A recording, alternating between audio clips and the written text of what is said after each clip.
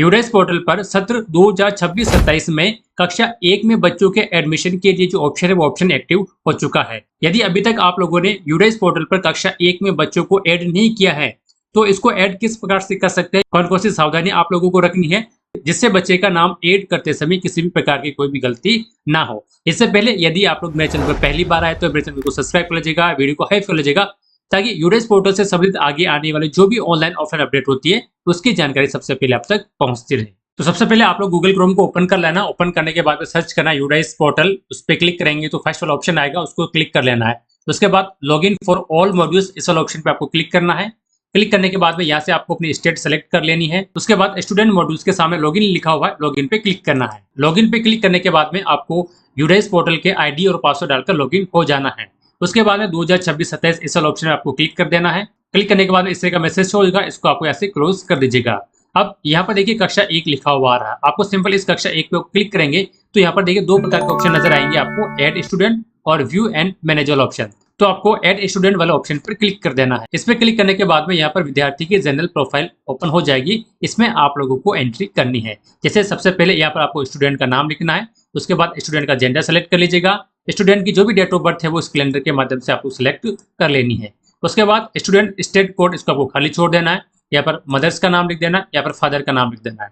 उसके बाद यहाँ पर गार्जियन नेम है, यदि उस बच्चे के माता पिता के अलावा कोई दूसरा गार्जियन है तो उसका आप लोग नाम लिख सकते हैं, वरना इसको आप लोग खाली भी छोड़ सकते हैं। उसके बाद है आधार नंबर ऑफ स्टूडेंट। यदि बच्चे का आधार कार्ड बना हुआ है तो आप लोग वो आधार नंबर लिख देना है, नहीं तो आप लोग यहाँ से 9999 लिख देना है। जैसे आप लोग 999 लिखेंगे यहाँ पर देखिए name of student as per in Aadhaar card, ये वाला ऑप्शन बंद हो जाएगा और इसको आप लोग हटा देंगे तो ये ऑप्शन वापस से एक्टिव हो जाएगा।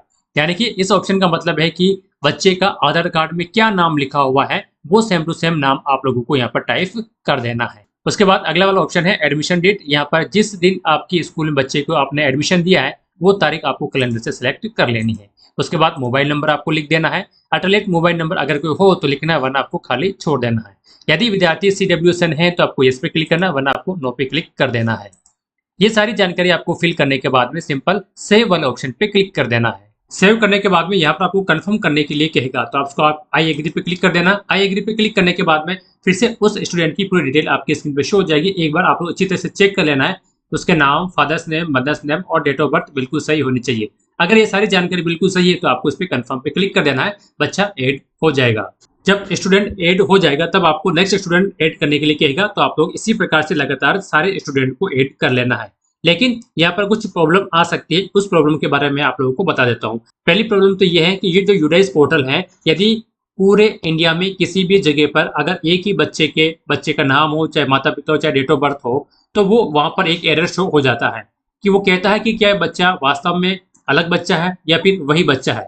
तो आपको उस पर यस और नो में आपको जवाब देना होता है। अगर अलग बच्चा है तो आपको उस पर यस पे क्लिक कर देना है और आगे आप लोगों को बढ़ जाना है। दूसरी प्रॉब्लम यह आती है कि अगर आपके स्कूल में कोई बच्चा पहली कक्षा में एडमिशन ले रहा है, लेकिन उससे पहले वे किसी प्राइवेट स्कूल में पढ़ चुका है, चाहे वो नर्सरी हो, LKG हो या HKG हो, बिना टीसी लिए ही एडमिशन के लिए आ जाता है, या फिर हो सकता है वो टीसी लेकर भी आ जावे।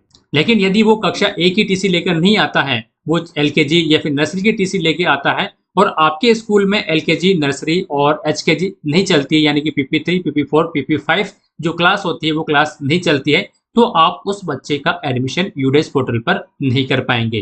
तो ऐसे बच्चों के लिए आप लोग क्या करना है, जब भी आपके ब्लॉक स्तर से मैसेज आता है तो आपको इस यूडाइस पोर्टल से एक फॉर्म आता है, उस फॉर्म को आप लोगों को प्रिंट आउट निकालने के बाद में उसको भरकर आपको उसको ब्लॉक स्तर से जुड़वाना होता है, क्योंकि उस प्राइवेट स्कूल ने उस बच्चे की एंट्री यूडाइस पोर्टल पे कर दी है और पोर्टल पे करने के बाद उसने लेफ्ट भी कर दिया है, क्योंकि आपके स्कूल में PP3, PP4, PP5 स्कूल नहीं चलती है। अब मान लीजिए जैसे उस प्राइवेट स्कूल ने PP5 से उसको लेफ्ट कर दिया है, अब उस स्कूल तो लेफ्ट कर दिया है, आपके यूडाइस पोर्टल पे वो बच्चा लेफ्ट होगा, लेकिन जैसे आप लोग उसको ऐड करने की कोशिश करेंगे तो आपके यूडाइस पोर्टल पर कक्षा 1 प्रदर्शित नहीं होगी, वहां पर वो PP5 ही शो होता रहेगा।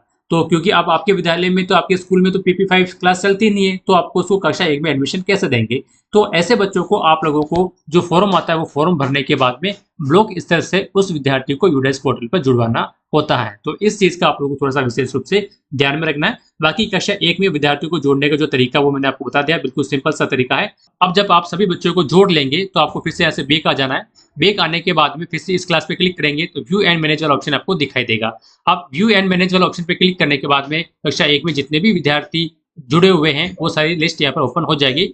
और यहाँ पर देखिए लास्ट अपडेट वाले ऑप्शन में जीपी, ईपी और एफवी ये तीनों प्रोफाइल आप लोगों को अपडेट करनी है, नहीं तो यहाँ पर ये पेंडिंग बोलता रहेगा और सत्र 2026-27 में ये जो स्टूडेंट मॉडल्स है कुछ समय के बाद में अक्टूबर नवंबर में लॉक हो जाएगा। जैसे आप लोग कक्षा 1 में सभी बच्चों का एडमिशन कर दे तब आप सभी विद्यार्थियों की जीपी, ईपी और एफवी जरूर अपडेट कर दीजिएगा। जीपी, ईपी, एफवी किस प्रकार से अपडेट करें इस पर मैंने पहले से वीडियो बना रखी है। आप चाहे तो मेरे चैनल पर जाकर उस वीडियो को देख कर सीख कर किस प्रकार से इन तीनों मॉड्यूल्स को कंप्लीट कर सकते हैं उसकी जानकारी प्राप्त कर सकते हैं। तो यदि वीडियो अच्छी लगी तो उसको लाइक करना, उसको शेयर करना और चैनल पर पहली बार आए तो चैनल को सब्सक्राइब जरूर कर देना ताकि यूरेज पोर्टल से संबंधित आगे आने वाले जो भी ऑनलाइन ऑफलाइन अपडेट है इसकी जानकारी सबसे पहले आप तक पहुंचती रहे।